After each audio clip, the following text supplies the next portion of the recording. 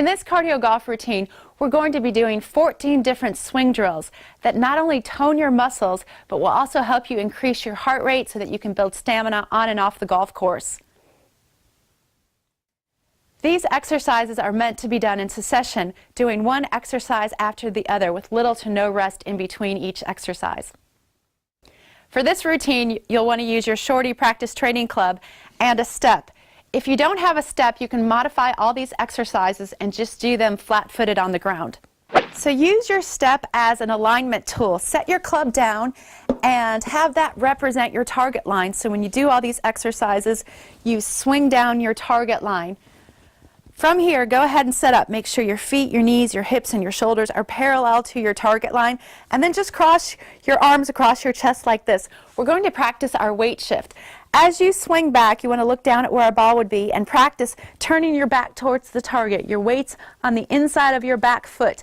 As you start down, you shift your weight towards the target with your lower body and then use that back foot to pivot off to finish your swing. Where a lot of people would go wrong with this body motion is they would do like this tilting action like this, or they raise their body up and down. So try to stay level, look down at where a ball would be, back to the target, a little weight shift towards the target, and then finish and balance. Use your Short Practice Training Club. To make it lighter, when you're holding it just with one hand, you can choke down on the club a little bit. So hold it with your back hand only like this and go ahead and take your grip. Make sure that club face is square, and then you can just put this other hand behind your back. And we're just going to practice our back arm only swing. So as you swing back, practice getting in that halfway back point, and at the top of the swing, your back arm folds into a right angle and the club is parallel to the target line. Where a lot of people would go wrong here is they would swing back with no wrist hinge like this, or keep that arm stuck to their side like this. So swing back, back to the target, and you get your arm into a nice right angle at the top of the swing. From here, as you swing through, lead with that butt end of the club. As you shift your weight, the club comes back to square at impact. Here's your release position, and then make sure that club hits you between the shoulder blades to finish. Don't stop your swing like this. So monitor your club face. Make sure it's square at all the points, and make sure you finish and balance. And this is your back arm only swing. Hold the club with your front arm only. Again, you can choke down just to make the club a little bit lighter. Take your back hand and put it on your wrist like this. Now, as you swing back, you want to try to pull your lead arm so that it stays straight at the top of the swing. Where a lot of people go wrong is that as they swing back, they bend that arm. So you want to make sure that your grip is correct, especially in that lead hand. You can go to cardiogolf.com to get information about the grip. From here, as you swing to the top, make sure that that arm is completely straight. Don't let it bend. As you start your downswing, lead with the butt end of the club, and then your arm actually comes closer to you. So at impact, this shoulder, elbow, and hand are in front of your front thigh. Where people go wrong is they would flip that wrist like this, and then the club face would be out of position. So you want to make sure that that club face is square and your arm is extended. From here, this front arm actually folds to finish, and then you want that club to hit you between the shoulder blades to finish. Don't swing through like this. That club face would be open. So practice your lead arm only position like this. So go ahead and grip the club with your regular grip and set up as if you were going to hit a shot so that you can see that my arms and club form a capital Y. So as I swing back, we're going to practice hinging our wrist. So as you swing back, that Y actually turns into an L at about the halfway back point. So in order to do that, you have to physically hinge your wrist. As I swing back, my Y goes back in one piece until the club is just outside my right foot, and then I physically hinge my wrist to get into that L position right there. You can see this arm and club form a nice L. My wrists are completely hinged. Where people go wrong is they swing back and don't have any wrist hinge. So guess what? To get the club to the top, they're going to have to bend their elbows instead. So you want to make sure you take that Y and swing it back to an L. And you can just practice that right here, and that will really make sure you know how to hinge your wrist properly as you swing back. All right, this drill is really great to help you make sure the club is on plane.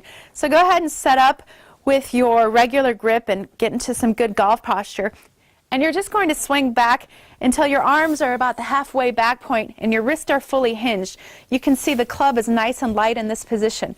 Where people go wrong and the club is off plane is when the club goes too far inside. The club is heavy this way. So swing back and make sure that club is nice and light. And then you're just going to practice going through your impact position and then getting into that same position on the follow through. So you can see the club looks very similar as it did on the other side. So as you swing back, you want to go halfway back here, make sure the club is on plane, shift your weight, and then swing halfway through to make sure the club is on plane here. So this little drill right here, just going halfway and halfway, will help you make sure that the club stays on plane all the way through your swing. All right, from here, go ahead and step on your bench like this. So what we're doing here is we're simulating an uphill lie. As I set up here, I'm angled at the same angle as the bench. So from here, as I swing back, this is really going to help me learn how to load my weight into my back foot. Where people go wrong is that if they were flat-footed, they would actually load their weight onto their front foot like this. This is called a reverse pivot. There's no power in this position right here, but there's a lot of power in this position right here where you load into that back foot. You don't have to, but you should be able to really pick up that front foot and all your weight's on your back foot. You don't want to shift your weight back like this. So just practice loading your weight into your backside. Load your weight into your backside at the top. For this drill, we're going to practice a downhill lie. So now go ahead and set up as if you were on a downhill lie. So when you're on a downhill lie, you won't be able to make a full backswing, but that's okay. The idea here is to let this slope swing you through to shift your weight towards the target. Where a lot of people go wrong is that they hang back to try to help the ball up in the air. Well, if you practice on a downhill lie like this, gravity takes you forward towards the target, so all your weight finishes forward. When you finish, you should be able to easily lift up that back foot. Someone should see the spikes on the bottom of your shoe. This would be wrong, finishing back this way. So practice a downhill lie to really feel a nice balanced follow through. All right, this drill is going to help us with our transition. So the idea is to set up and then make a backswing. But to start the downswing, you're just going to do it with a little bit of a pump.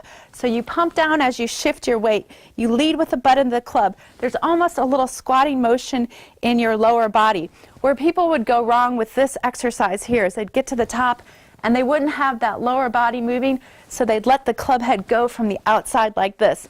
Ideally, you want that butt end of the club to lead. So practice leading with the butt end of the club, shifting your weight. So you pump it down once, you pump it down twice, and then the third one, you let it go. So the exercise is backswing, pump once, twice, and then go all the way through to the finish. Pump it once, twice, and then all the way through to the finish. For this drill, you want to start on one side of the bench with your feet together. So you practice your backswing, loading your weight. Then to start the downswing, you actually start it with a step towards the front of your bench first. That's how you start your downswing. Then your arms come through, then you follow through. Where people would go wrong with this exercise is they'd get to the top and then they would swing their arms down first and then finish with a step, which is incorrect. The correct sequencing is you load your backswing, you start that transition with your lower body, and then you swing through. So it's load, step, and swing. Load, step, and swing. Load, step, and swing. All right, for this drill, start on an uphill lie. And what you're going to do is you're going to load your backswing, but you're going to hold your hands up nice and high as you carefully step over your bench to the downhill lie. From here, then you can follow through. The idea here is to learn the sequencing of motion. So the sequence is you load, then you would step towards the target, and then the downswing is when your arms would come through. Where people would go wrong with this is they'd get to the top and they'd swing and then step over. That's the wrong sequence. The sequence is load, step, and swing. Load, step, and swing. So this is an advanced exercise, so be really careful when you step over the bench.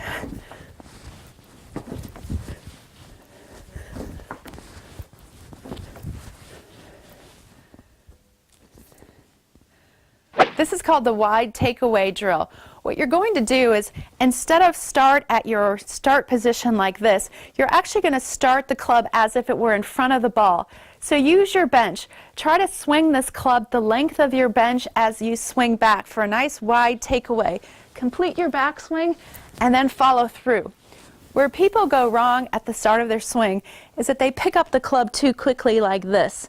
You want to make sure that you have a nice wide takeaway to make sure that you create a power and that rubber band effect where you're winding your upper body. So this exercise is great to do that. So you start from in front of where the ball would be. Use your bench to make sure that the club head covers the entire length of the bench. Make your backswing and then go all the way through to the finish.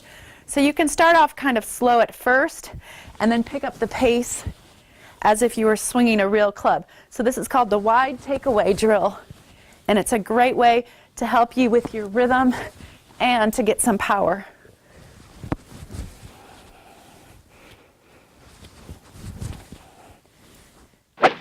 All right, let's work on some swing positions. So set up as if you were going to hit a shot. Use your bench as your target line, and let's just practice those swing positions. From here, go to your halfway back point right here. Make sure that club face is square. Your weight is starting to shift into your back foot. From here, go to the top of your backswing. You really want to load into the top of your backswing right here. That lead arm is extended. That back arm is bent. You're looking down at the target. It's hard to hold this position because you really want to unwind. As you start your downswing, you want to shift your weight towards the target and you want to lead with the butt end of the club. Where people go wrong with this position is they come over the top. So make sure you lead with the butt end of the club. Impact is a really important position. You can see my hips are starting to open up towards the target. My club face is square. I'm using the ground as a power source. This is my impact position. Release, I'm still looking down at where the ball would be. My arms are extended and the club face is rotating. And then the finish, that club hits me between the shoulder blades because I accelerate all the way through the finish. Don't stop your swing after you've hit the ball. So the positions are halfway back, top of that backswing, halfway down, impact, release, and the follow through. All right, for this drill, you're going to pretend that someone's videotaped your swing and you're showing it to them in super slow motion. All right, so set up and just practice getting into those swing positions that we worked on before, but do it in super slow motion. We're going to call this speed number 1, where you're just trying to get through all of the positions. All right, start over, and now you're going to do speed number 2. So as you do this exercise, you're going to increase the speed a little bit with each swing. Speed number 3, you can add a little bit of a swish to your swing. You're trying to get in all those positions. Swing number 4 is a little bit faster. Number 5, that might be like an easy practice swing or a pitching wedge. Number 6, the speed might be like a short iron. Number 7 might be a mid iron. Pick up the pace to number 8. That might be a fairway wood. Number 9 might be your regular swing speed. And then number 10 is just a little bit faster than you're used to swinging. So you want to start off slowly and then increase the pace as you go all the way up to speed number 10. All right, for this exercise, we're going to practice increasing our club head speed. So we're going to be swinging 10 swings, swinging as fast as you can. But there are a couple of rules here. First of all, you have to make sure that you have good setup and you want to stay level and you want to finish in balance. Start over each swing. So here we go, set up and then swing at speed number 10. 1, start over.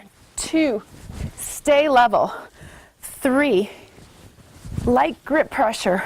4, pick up the pace.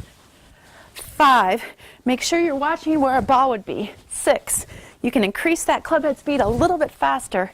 7, 8, make sure you have light grip pressure. 9, swing it a little faster.